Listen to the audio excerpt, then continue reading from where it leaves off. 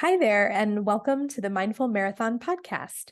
I'm your host, Dr. Michelle Quirk, a run coach and pediatrician. Mindful Marathon is all about helping runners of all types to run their own race. Whether you are a seasoned runner or you're just getting started, I want to let you know that you're welcome here and that you're in the right place.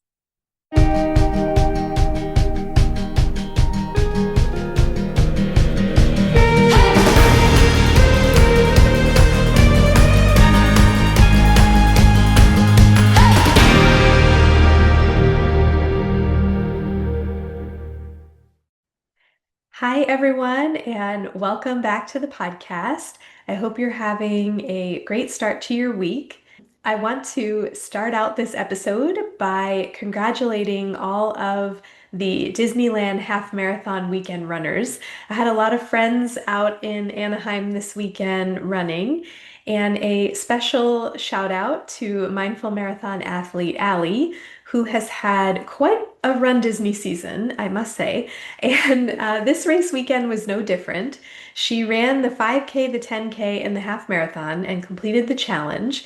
And not only that, she decided to go for it during the 10K and ended up with a personal record and therefore a new proof of time that she can use for future Run Disney races. So shout out to Allie, great job, and congrats again to all of my friends who ran.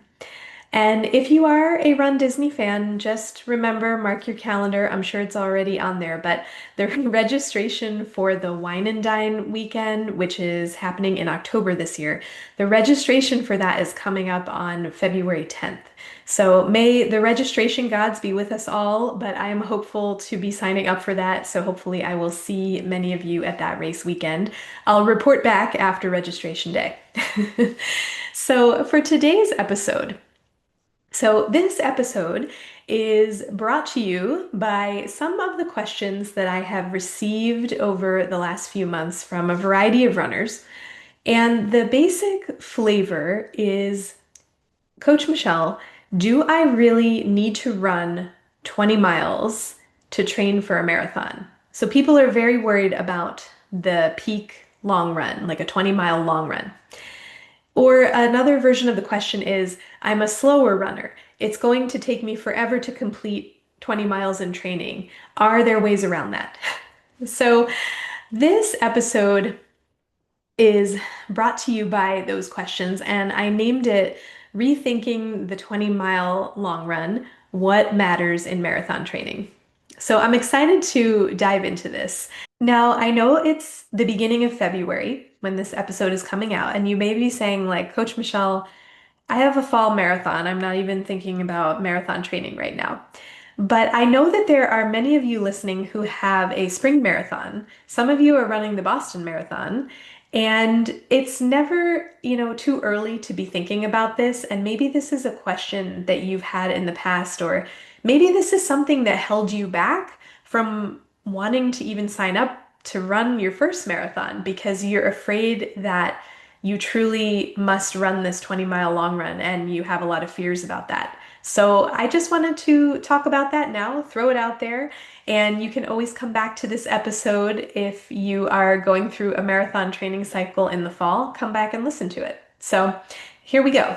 The traditional advice is that we must run a 20-miler in training before marathon day. And the peak long run in many training plans that you find online and in books is 20 miles. And so the question is 20 miles some kind of magical number? Like, where did that come from? The short answer is no, it's not a magic number, but let's explore the origins of how it came to be, and then I will give us some ideas of whether we need to really do the 20 miler or not. Okay, so first things first, the origins of the 20-mile long run. So a little historical context. This really came to be in like the 1970s when a lot of marathoners were male and their average long run pace was around like an 8-minute mile. So if you think about it, at that pace, 20 miles at an 8-minute mile would take someone around like 2 hours and 40 minutes, which is a widely accepted limit for a long run in terms of the amount of stress we need to put on the body and the adaptations that we need to put on the body without overtraining. So it's not like crazy that this is the thinking, but it's not really one size fits all because this is for a particular group of people with a long run pace around an 8-minute mile. And most of us, our long run pace is not an 8-minute mile. So, this is why it became the standard for a lot of training plans, even for runners with very different pacing and very different needs. So, the guideline was really designed for this specific demographic, and it's not universally applicable. So I want us to rethink the long run distance, okay? This is really the key to the episode. I want us to think about a time-based approach to the long run instead of a distance-paced approach. And if you missed the episode a couple of weeks ago, I did an episode talking about training by time instead of by distance. And so this is sort of a part two, but it's like an up-leveling of that episode because we're talking about a time-based approach specifically for the peak long run of a marathon. Okay. So if you missed that episode, go back and listen to that first and then come back to this one. So, long runs, if we think about it based on time on our feet instead of by distance, I tend to cap a long run at whatever distance an athlete can cover at their long run pace in somewhere between 2.5 to 3 hours. That is a sufficient amount of time for the body to adapt without excessive fatigue, without injury risk, without all of the other things that come into play when you start running for more than 3 hours at a time. And also when running starts to feel like a part-time job. Like we are thinking about this. Yes, we're thinking about it within the long run, but we're thinking about it, right, with a zoomed out view. You know that when I talk about training, we're not just talking about one singular run or one singular week, right? Like there's a lot that goes into marathon training and it takes up a lot of time. And we are very busy people. We lead very busy lives and we have families and jobs and other activities that we do besides running, and we need to have time to eat and sleep. And so, a long run above 3 hours, that really starts to feel like a part-time job.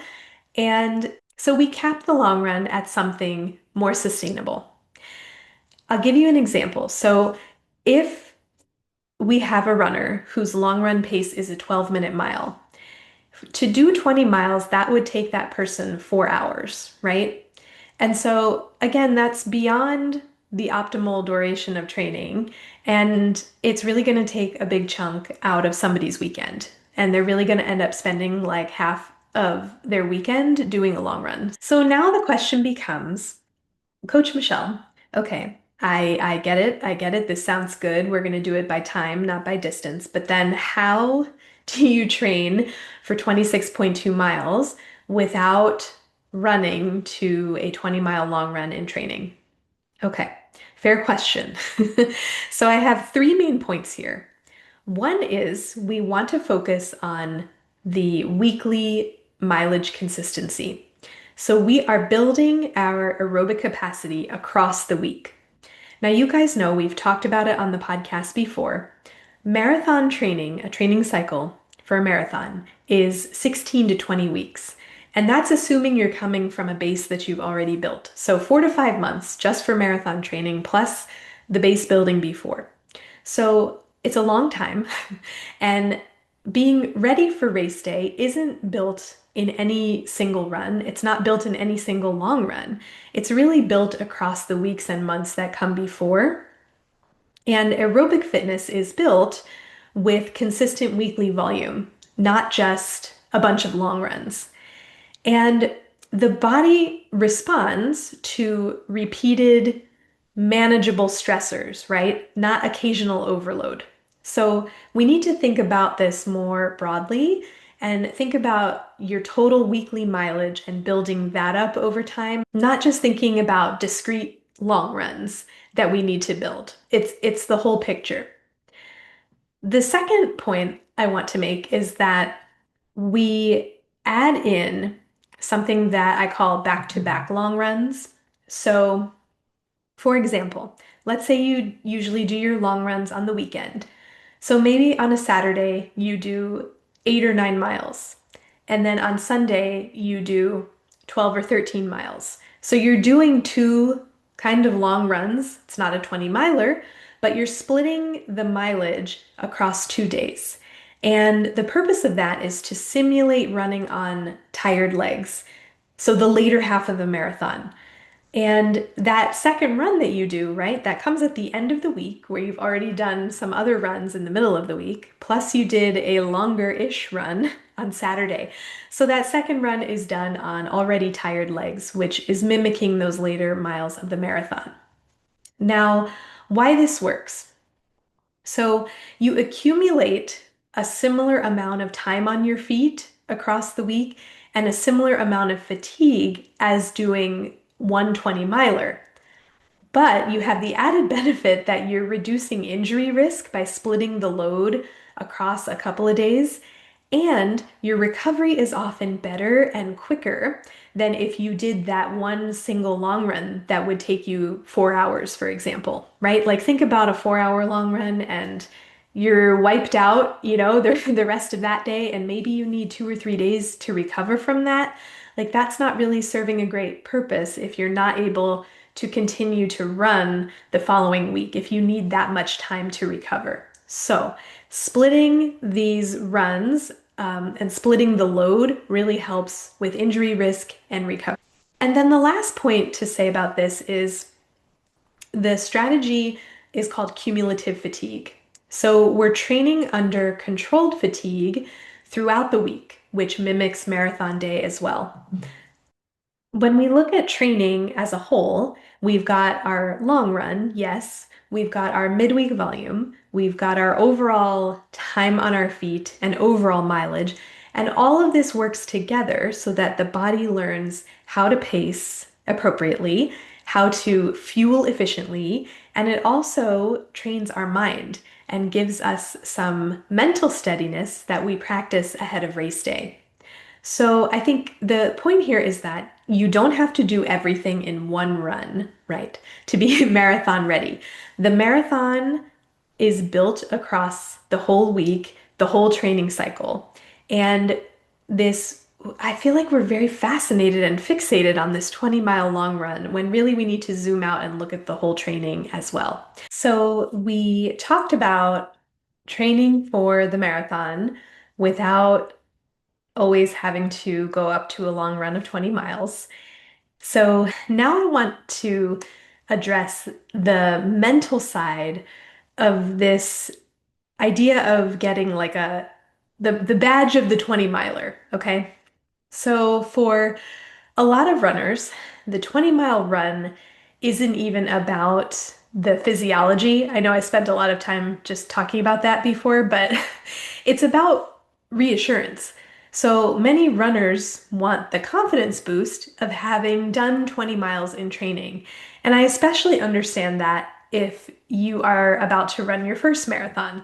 There are a lot of common beliefs that runners have, especially when training for that first marathon. And I know I had some of these the first time. Things like if I don't run 20 miles in training, I won't be able to finish the marathon on race day. That's one. Another is I need the proof that I can do this. The third one is everyone else seems to be doing it. Why shouldn't I be doing it? So I understand that feeling like you want to have certainty, but the certainty in your ability to run the marathon doesn't have to come from one long run. So we can build confidence without necessarily having to hit that 20-mile long run. We talked about a couple of these before. One would be by doing those back-to-back long runs. So we do those and we realize, okay, I can run long even when I have tired legs and even at the end of the week, right? So back-to-back long runs. The second would be practicing marathon pace segments. So that could be practicing marathon tempo for short periods of time, either within the long run or perhaps during another run during the middle of the week, but practicing the ability to hit that pace, especially in later months of training when, again, we've built up that cumulative fatigue. So we're still practicing marathon pace on tired legs. And the third thing is that we want to practice the routine, not just the distance. So, with my athletes, not only are we focusing on time on our feet and the ability to do these long runs and building our aerobic capacity, but we are rehearsing timing of fuel, seeing how that feels to the gut, to the body. We are practicing pacing, right? Like maybe starting a little bit slower than maybe you really want to, so that we can keep that pace in later miles. We practice things like hydration and what shoes and socks we're wearing, how we're going to dress for race day. We rehearse all of that. So race day confidence comes from practice and from familiarity, not from, right, that this magical mileage number. So if I could give you that reframe, something to think about. The third thing that can help are some mindfulness tools. So the brain doesn't know the difference between a well-imagined experience and a real one, okay? And we can train the brain and the mind just like we train our legs. And so, we talked a little bit about mindfulness this past week on the podcast, but here's another way you can use it. Doing visualization exercises of those later miles of the marathon, even if you've never run a marathon before, right? I can give you some prompts, but we imagine, okay, what does fatigue feel like? How do I respond with curiosity instead of panicking? We practice mantras that we can use in those later miles, something like, I have trained for this moment. Those are some simple mindfulness tools that we can use to practice how we're going to feel before we know how we are going to feel. I want to give us all permission to let go of proving something. So you don't need to prove anything on any one run, especially not with one long run, okay? You want to save your best effort for race day. So that's a little bit about the history of the 20-mile long run and how that came to be, the physiology of how we can still train for 26.2 miles without having to do that 20-mile long run, and then some mindset techniques and how we build our mental toughness for race day without having to do that 20-mile long run. Now, I want to end on when might a 20 miler be appropriate? So, I didn't mean to be so down on the 20-mile long run. I just have had this question come up quite a bit, and I thought it would be fun to talk about it, especially for my slower runners. So, places where a 20-mile long run may be appropriate. If you are an advanced or an experienced runner who is used to training at a high volume and at faster paces, if you've got the base to support it, by all means, go for it and do your 20-mile long run. Like we discussed at the beginning, a lot of this depends on your personal history and your personal long run pace. So if you're a faster runner, you'll be able to cover more mileage at your long run pace than a slower runner, right? Now, please hear me. If you are a slower runner, there is nothing wrong with you and nothing wrong with your pace. That's really why I wanted to do this episode, okay? So, my final takeaways. I think that our long runs should respect our body's limits and support sustainable training. The marathon is a beautiful experience, but it is a challenge. And it's one that you can absolutely complete and you can thrive on race day without ever having to hit a 20-mile long run in your training. So, this is a lesson in trusting in the process, trusting in the cumulative process, and not in one single run. And now I want to invite you, if you have questions about this or thoughts about this, please let me know. I love to chat about this. And if you would like to ask specific questions or have personalized guidance, please reach out to me. There is a contact me button on my website. I would love to discuss marathon training and see if we might be a good fit for coaching. So please feel free to reach out. Let me know what you think of this episode and what you'd like to hear more about in the podcast this year. I am always taking questions and taking requests for episode topics. So I will leave it at that for this week. Have a wonderful week, and I will see you next week. Thank you for listening today. If you enjoyed the episode, please share it with a friend. And if you have a moment, please rate and review the podcast so that we can reach and encourage others to tie on their sneakers and join us out there on a run. See you next time.